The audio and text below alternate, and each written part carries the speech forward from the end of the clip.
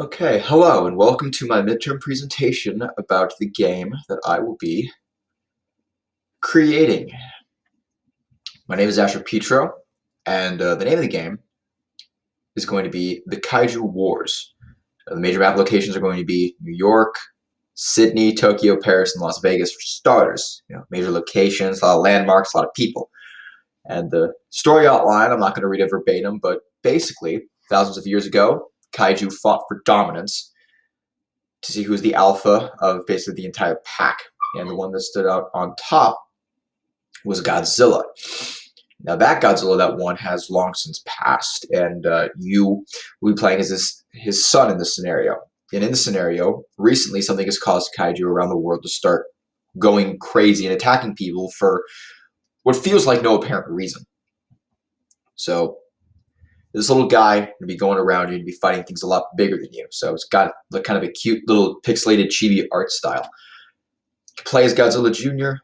and your enemies are going to be some kind of big name kaiju, but that are kind of a little obscure. So people like Orga, Baragon, Megaguirus, Manda, King Ghidorah for certain.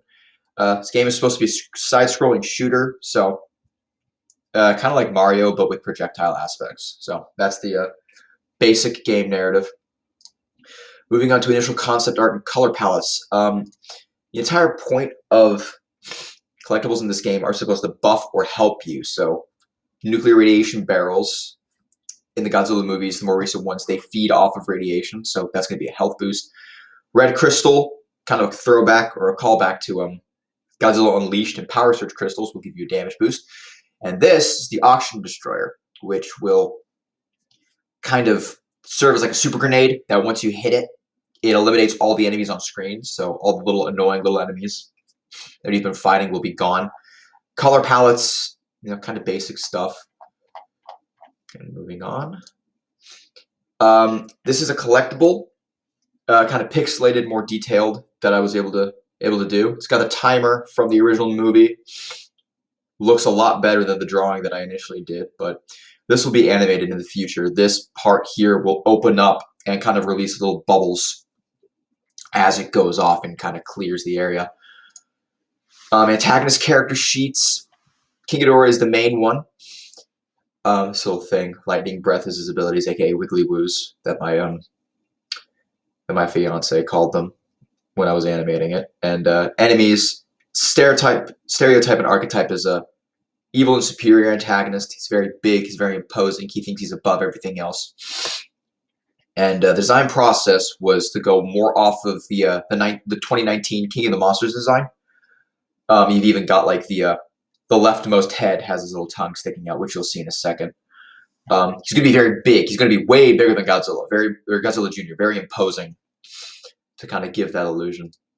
Protagonist character sheet. Godzilla Jr. It's got the hero and the innocent. The hero being obvious because he is the hero of this story, and then the innocent because he's a baby. He's a child. He is not fully grown, and he is significantly smaller than everything else. And the reason for that is because Godzilla Jr. was the first pixelated sprite that I did. So I was fooling around with canvas sizes and going off of things that I saw on YouTube videos, and the canvas was very, very small. So Godzilla Jr. is tiny. So rather than panic and redo it in a way where it wouldn't look as good, I decided to use that small size to my advantage.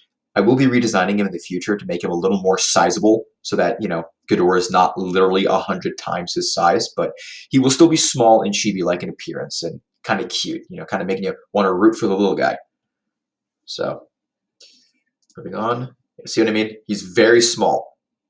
If you look carefully, you can see he bounces up and then he raises his tail. Very basic idle animation for when he's just standing there. He's kind of waiting for things to go on or he's just catching his breath. Very small. I'd zoom in, but the program will not let me. You'll be able to see him in more detail on his sprite sheet. And this is Ghidorah. A lot bigger. Bouncing up and down. You can kind of see his little tongue. Kind of. I really hope this isn't as blurry as my program is showing me as it is. But this guy's tail has got a very big wingspan. This one took a lot of time, a lot of a lot of trial and error. My fiance helped me with it because she's had experience in this before, kind of guiding me through how to do the wings. I'm very proud of the feet. Really nice talons on him. This is what they look like bigger.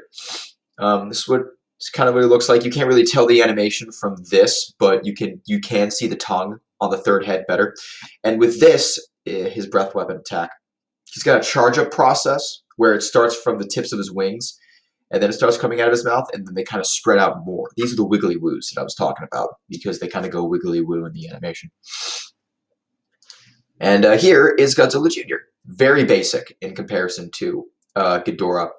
You can see he's kind of just bouncing around, and then he kind of closes his eyes a little bit, raises his tail, then lowers it back down again. And then with this here, once again, a charging animation before he fires his shot, kind of making it not like a bullet hell, but more of a time your shots properly, and then kind of got a little bit of a glow on his dorsal spines. It's pretty cool. And that is the end of the presentation.